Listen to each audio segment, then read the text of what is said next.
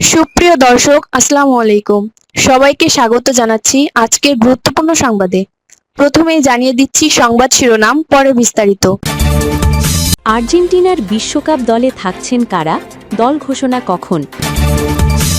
এদিকে মেসির ভাস্কর্য সরিয়ে ফেলার নির্দেশ দিল পশ্চিমবঙ্গ সরকার। অপরদিকে নেইমারের জন্য বিশাল ত্যাগ স্বীকার করতে চলেছেন ভিনি। আরও থাকছে, প্রধানমন্ত্রী তারেক রহমানকে ঈদের শুভেচ্ছা জানালেন নরেন্দ্র মোদি। এবং সবশেষে থাকছে রামিসার মামলায় চার্জশিটে যা উঠে এলো। শুনছিলেন সংবাদ শিরোনাম, এখন বিস্তারিত। তার আগে ছোট্ট একটি আবেদন, যদি আপনি ফিফা বিশ্বকাপ 2026 ভালোবাসেন, লাইক দিন। আপনার পছন্দের দলকে সাপোর্ট করতে চাইলে কমেন্টসে লিখে জানান আপনার পছন্দের দলের নাম, আর সাবস্ক্রাইব করুন আমাদের চ্যানেলটি, কারণ আমরা বলি সেই কথা যা অনেক মিডিয়া আড়াল করে। এখন চলুন বিস্তারিত দেখা যাক। আর্জেন্টিনার বিশ্বকাপ দলে থাকছেন কারা, দল ঘোষণা কখন? ফুটবল বিশ্বকাপকে সামনে রেখে ইতোমধ্যে ব্রাজিল, স্পেন সহ বেশ কয়েকটি দেশ তাদের দল ঘোষণা করেছে। বিশ্ব তাকিয়ে আছে বিশ্ব চ্যাম্পিয়ন আর্জেন্টিনার দিকে। দলে কারা থাকছেন, কখন দল ঘোষণা করা হবে, এসব জানার আগ্রহে বসে আছেন ভক্ত সমর্থকেরা। ফিফার নিয়ম অনুযায়ী 30 মের মধ্যে বিশ্বকাপে অংশগ্রহণকারী সব দলকে চূড়ান্ত তালিকা জমা দিতে হবে। এরপর 2রা জুন বিশ্ব ফুটবলের নিয়ন্ত্রক সংস্থা ফিফা আনুষ্ঠানিকভাবে সব দলের স্কোয়াড প্রকাশ করবে। আগামী শনিবার 30 মে আর্জেন্টিনা দল যুক্তরাষ্ট্রের ক্যানসাস সিটির উদ্দেশ্যে রওনা হতে পারে, যেখানে তাদের বিশ্বকাপের ক্যাম্প স্থাপন করা হবে। অনেকের ধারণা, ক্যাম্পে পৌঁছানোর দিন বা তার আগেই চূড়ান্ত দল ঘোষণা আসতে পারে। ক্যাম্প শুরু হলে আর্জেন্টিনা 2টি প্রস্তুতি ম্যাচ খেলবে, 7 জুন হন্ডুরাসের বিপক্ষে এবং 10 জুন আইসল্যান্ডের বিপক্ষে। এই ম্যাচগুলো মূলত বিশ্বকাপের আগে শেষ প্রস্তুতি হিসেবে বিবেচিত হচ্ছে। কোচ স্ক্যালোনি চোট ঝুঁকি মাথায় রেখে প্রাথমিকভাবে 32 জনের বড় স্কোয়াড নিয়ে ক্যাম্পে যেতে পারেন বলে আর্জেন্টাইন গণমাধ্যম জানিয়েছে। এতে শেষ মুহূর্তে কোনো খেলোয়াড় অনুপস্থিত হলে বিকল্প ব্যবস্থাও রাখা যাবে। দলে তারকাদের উপস্থিতি নিয়ে ইতোমধ্যে ভক্তদের মধ্যে ব্যাপক আগ্রহ তৈরি হয়েছে। অধিনায়ক লিওনেল মেসি ছাড়াও লাউতারো মার্টিনেজের মতো গুরুত্বপূর্ণ খেলোয়াড়দের দলে থাকার সম্ভাবনা রয়েছে বলে ধারণা করা হচ্ছে। এদিকে মেসির ভাস্কর্য সরিয়ে ফেলার নির্দেশ দিল পশ্চিমবঙ্গ সরকার। ভারতে মেসিকে ঘিরে ভক্তদের উন্মাদনা নতুন নয়, তবে কলকাতায় স্থাপন করা তার বিশাল ভাস্কর্য এখন নিরাপত্তা নিয়ে উদ্বেগ তৈরি করেছে। বাতাসে দুলতে দেখা যাওয়ায় পশ্চিমবঙ্গ সরকার মেসির 70 ফুট উঁচু ভাস্কর্য সরিয়ে ফেলার সিদ্ধান্ত নিয়েছে। কলকাতা মহানগর উন্নয়ন কর্তৃপক্ষের অধীন লেক টাউন এলাকার ব্যস্ত সড়কের পাশে স্থাপন করা হয়েছিল সোনালী রঙের এই ভাস্কর্য। এতে বিশ্বকাপ ট্রফি হাতে মেসিকে দেখানো হয়েছে। আজ সেখানে কর্মীরা ভাস্কর্যে দড়ি বেঁধে সেটি স্থিতিশীল রাখার চেষ্টা করতে দেখা গেছে।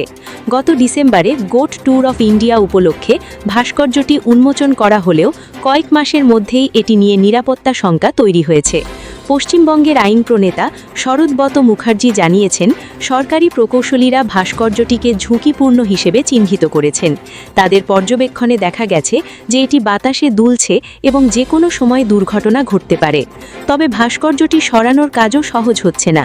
সংশ্লিষ্টরা জানিয়েছেন, এটি নিরাপদে নামাতে একাধিক বড় ক্রেনের প্রয়োজন হবে, কিন্তু লেক টাউনের মতো ব্যস্ত এলাকায় সেই কাজ করতে গেলে যান চলাচল বন্ধ রাখতে হতে পারে। পাশাপাশি বিদ্যুৎ সংযোগও সাময়িকভাবে বিচ্ছিন্ন করার প্রয়োজন হতে পারে। এছাড়া ভাস্কর্যের পাশেই সাবওয়ে থাকায় সেখানে ভারী ক্রেন বসানো সম্ভব কিনা তা নিয়েও জটিলতা তৈরি হয়েছে। যদিও ভবিষ্যতে ভাস্কর্যটি অন্য কোথাও পুনঃস্থাপন করা হবে কিনা সে বিষয়ে এখনও কিছু জানানো হয়নি। অপরদিকে নেইমারের জন্য বিশাল ত্যাগ স্বীকার করতে চলেছেন ভিনি। ফুটবল বিশ্বে ব্রাজিলের 10 নম্বর জার্সি মানেই আলাদা একটা মর্যাদা। পেলে, জিকো, রোনালদিনহোদের মতো নামগুলো ওই জার্সির সঙ্গে মিশে আছে। দীর্ঘদিন ধরে নেইমার সেই দায়িত্ব বহন করে আসছিলেন, কিন্তু 2023 সালের অক্টোবরে উরুগুয়ের বিরুদ্ধে ম্যাচে হাঁটুতে গুরুতর চোট পেয়ে মাঠ থেকে দূরে সরে যান তিনি। নেইমারের অনুপস্থিতিতে রাফিনিয়া ও ভিনিসিয়াস জুনিয়র বিভিন্ন সময়ে 10 নম্বর জার্সি পরেছেন। তবে রিয়েল মাদ্রিদের এই তারকা পরিষ্কার করে দিয়েছেন জার্সিটা আসলে কার। ব্রাজিলের ইউটিউব চ্যানেল কেজি টিভিকে দেওয়া এক সাক্ষাৎকারে ভিনিসিয়াস বলেছেন, বিশ্বকাপে আমি কোন নম্বর পরব জানি না, কিন্তু 10 নম্বর নেইমারের, এটা তো পরিষ্কার।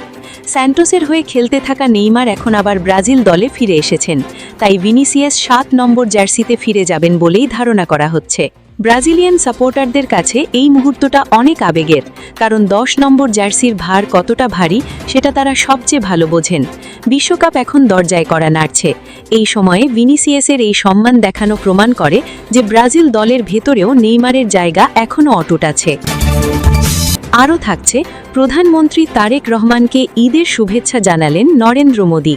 প্রধানমন্ত্রী তারেক রহমান ও বাংলাদেশের জনগণকে পবিত্র ঈদ উল আজহার উপলক্ষে আন্তরিক শুভেচ্ছা জানিয়েছেন ভারতের প্রধানমন্ত্রী নরেন্দ্র মোদী।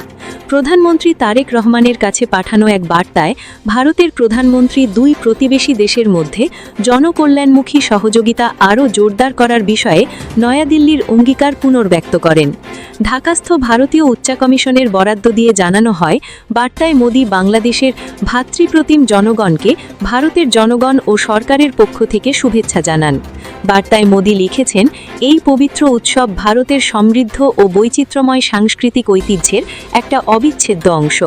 ভারতের কোটি কোটি মুসলিম অত্যন্ত আনন্দ ও উদ্দীপনার সঙ্গে এই উৎসব উদযাপন করছেন। তিনি আরও উল্লেখ করেন, ঈদ উল আজহার ত্যাগ, সহানুভূতি ও ভ্রাতৃত্বের শাশ্বত আদর্শকে সমুন্নত রাখে, যা একটি শান্তিপূর্ণ ও অন্তর্ভুক্তিমূলক বিশ্ব গড়ে তোলার জন্য অত্যন্ত অপরিহার্য। ভারতের প্রধানমন্ত্রী দ্বিপাক্ষিক সম্পর্কের কথা তুলে ধরেন। তিনি বলেন, যৌথ স্বার্থস্বীকার, সাংস্কৃতিক মিল ও শান্তি, স্থিতিশীলতা ও প্রবৃদ্ধির পারস্পরিক আকাঙ্ক্ষার ওপর ভিত্তি করে ভারত ও বাংলাদেশের মধ্যে একটি গভীর সম্পর্ক গড়ে উঠেছে। তিনি বলেন, বিভিন্ন ক্ষেত্রে জনমুখী পারস্পরিক সহযোগিতা আরও জোরদার করার জন্য ভারত সরকার বাংলাদেশের সঙ্গে ঘনিষ্ঠভাবে কাজ করতে আগ্রহী। মোদী আশা প্রকাশ করেন যে বাইপক্ষিক অভিন্ন বিকাশ ও ভাবনা দুই দেশের জনগণের প্রবৃদ্ধি ও সমৃদ্ধিতে ভূমিকা রাখবে।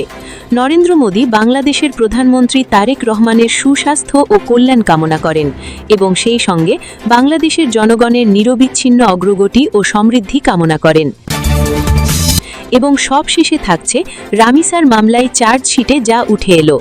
ঢাকার পল্লবীতে 7 বছরের শিশু রামিসাকে ধর্ষণের পর নির্মমভাবে হত্যার ঘটনায় আদালতে চার্জশিট বা অভিযোগপত্র দাখিল করেছে পুলিশ।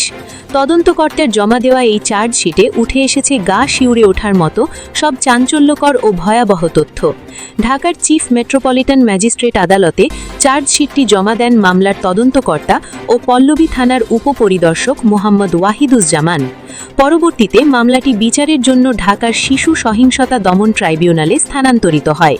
মূল অভিযুক্ত ও সহযোগী: প্রধান অভিযুক্ত সোহেল রানা, তার বিরুদ্ধে ধর্ষণ ও সরাসরি হত্যাকাণ্ডের অভিযোগ আনা হয়েছে। সহযোগী অভিযুক্ত স্বপ্না আক্তার, সোহেলের দ্বিতীয় স্ত্রী, তার বিরুদ্ধে অপরাধে সহযোগিতা ও আলামত গোপন করার চেষ্টা করার অভিযোগ অন্তর্ভুক্ত করা হয়েছে। অপরাধের নেপথ্যে ফ্ল্যাটের পরিবেশ এবং ঘটনার দিনের বিবরণ। তদন্ত সূত্রে জানা গেছে, পেশায় অটোরিকশা মেকানিক সোহেল রানা তার দ্বিতীয় স্ত্রী স্বপ্নাকে নিয়ে প্রায় 2.5 মাস আগে পল্লবীর 11 নম্বর সেকশনের বি ব্লকের একটি 3 কক্ষের ফ্ল্যাট ভাড়া নেন। ওই ফ্ল্যাটের অন্য 2টি কক্ষে থাকতেন মাসুদ পারভেজ ও জেসমিন আক্তার দম্পতি। সবার জন্য রান্নাঘর যৌথ হলেও সোহেলদের ঘরের সঙ্গে একটি সংযুক্ত বাথরুম ছিল। গত 19 মে প্রতিদিনের মতো সকাল 6টার মধ্যেই পাশের রুমের দম্পতি কর্মস্থলের উদ্দেশ্যে বাসা থেকে বেরিয়ে যান। সকাল 9:30টার দিকে শিশু রামিসা ঘর থেকে বেরোলে সোহেল তাকে ফুসলিয়ে তার নিজের ঘরে ডেকে নেয় এবং বাথরুমে নিয়ে ধর্ষণ করে। নির্মমতা ও মরদেহ বিকৃতির বিবরণ। চার্জশিটে উল্লেখ করা হয়, ধর্ষণের সময় রামিসা চিৎকার শুরু করলে সোহেল তাকে শ্বাসরোধ করে হত্যা করে। এরপর অপরাধের প্রমাণ ও মরদেহ গুম করার জন্য সে যে বর্বরতা চালায় সেটি অত্যন্ত ভয়াবহ। মরদেহ বিকৃতি: ঘর থেকে ছুরি এনে রামিসার মাথা কেটে ধর থেকে সম্পূর্ণ আলাদা করা হয় এবং একটি বড় বালতির ভেতর লুকিয়ে রাখা হয়। অঙ্গহানি: 2 হাত কাঁধ থেকে আংশিক বিচ্ছিন্ন করা হয় এবং ধারালো ছুরি দিয়ে যৌনাঙ্গ ক্ষতবিক্ষত করা হয়। মরদেহ লুকোনো: রক্তমাখা দেহটি বাথরুম থেকে শোবার ঘরের খাটের নিচে লুকিয়ে রাখা হয়। যেভাবে ধরা পড়ল অপরাধীরা: রামিসাকে খুঁজে না পেয়ে তার পরিবারের সদস্যরা হন্যে হন্যে খুঁজছিলেন। এক পর্যায়ে সোহেলদের ঘরের সামনে শিশুটির একটি জুতো পড়ে থাকতে দেখে রামিসার মা চিৎকার আর ডাকাডাকি শুরু করেন। চিৎকার শুনে আশেপাশের ফ্ল্যাটের লোকজন জড়ো হয়ে দরজা ভাঙার চেষ্টা চেষ্টা করেন। বাইরে যখন দরজা ভাঙার চেষ্টা চলছে ঠিক তখনই সোহেল বাথরুম থেকে রামিসার ক্ষতবিক্ষত মরদেহ ঘরের ভেতর নিয়ে আসে। সোহেলের স্ত্রী স্বপ্না আক্তার পুরো বিষয়টি দেখেও তার স্বামীকে বাঁচানোর চেষ্টা করেন। তিনি ভেতর থেকে ঘরের ছিটকিনি আটকে দেন এবং সোহেলকে পালিয়ে যেতে সাহায্য করেন। পরে এলাকাবাসী দরজা ভেঙে ঘরে ঢুকে খাটের নিচে রামিসার মরদেহ ও বালতিতে কাটা মাথা উদ্ধার করে। তখন স্বপ্না মিথ্যা নাটক সাজিয়ে দাবি করেন সোহেল ঘরের গ্রিল কেটে পালিয়ে গেছে।